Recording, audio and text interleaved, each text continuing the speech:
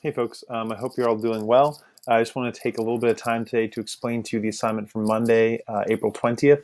I want to say first and foremost that I'm going to take you step by step through the process right now, but in office hours tomorrow on Tuesday the 21st from 1 to 2 o'clock, I'm going to be doing the homework live. So if you want to hold off and do this homework with me, you can come back tomorrow from 1 to 2. I'm going to start immediately at 1 o'clock, so make sure you're there on time. And you can use that as an option if you'd rather do it together as opposed to doing it alone. But what we're doing right now is we're really getting into AP prep. So we have 4 weeks, and that is it before the AP test. We really have to get ready. We have to start practicing. I think that because there's only one question on the AP test, a lot of us are going to do very well, perhaps better than we would have done when it was a full test with 55 questions and 3 different essays. But we have to be really prepared for that one essay. So we're going to start today with that. You'll notice that there are 3 things in the assignment. There's this video, then there's a text by Cesar Chavez, and then there is this AP rhetorical analysis guide. So what I'm going to ask you to do first is open up the AP rhetorical analysis guide. Now this guide is going to be the same guide that you're going to use on the day of the test. We might change it a little bit based on our experience, but I've tried to take everything that we've learned about rhetorical analysis and boil it down into one document. So you'll notice here is the date of the AP test, Wednesday, May 20th. You have to log in at 1:30. And here's step 1, prompt and rhetorical situation, 2 minutes. Read the prompt only. Fill in the chart below with quick notes on the rhetorical situation. Try to fill in something for each box if possible.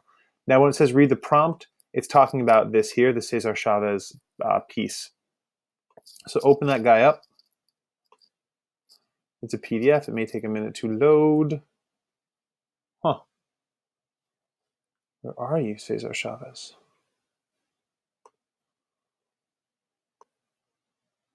Okay, so here it is. So when it says the prompt, it's just talking about this part up here, just this top section.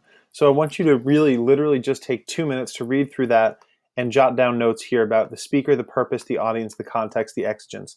These notes can just be 1 or 2 words. When I look through this document, I want to see quick notes because we want to practice taking really quick notes on the day of the test and just being prepared to just run through this thing.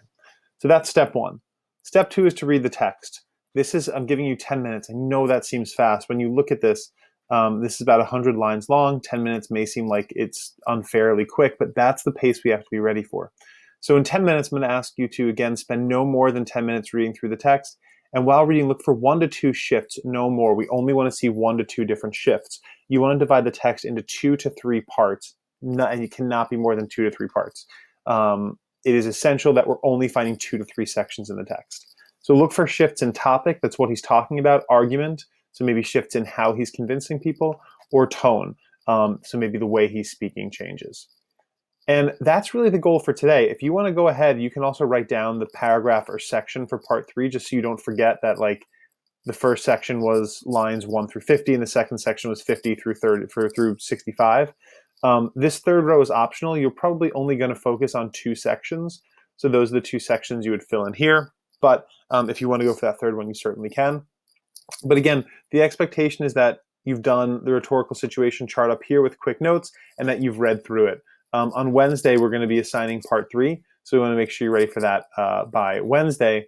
But really parts 1 and 2, make sure you've read the text, but push yourself to read it quickly. If you have any questions, as always, email me. I hope the video is helpful. I hope you guys have a good start to the week. And I hope you'll join me on Tuesday for office hours so we can do this work together. Bye.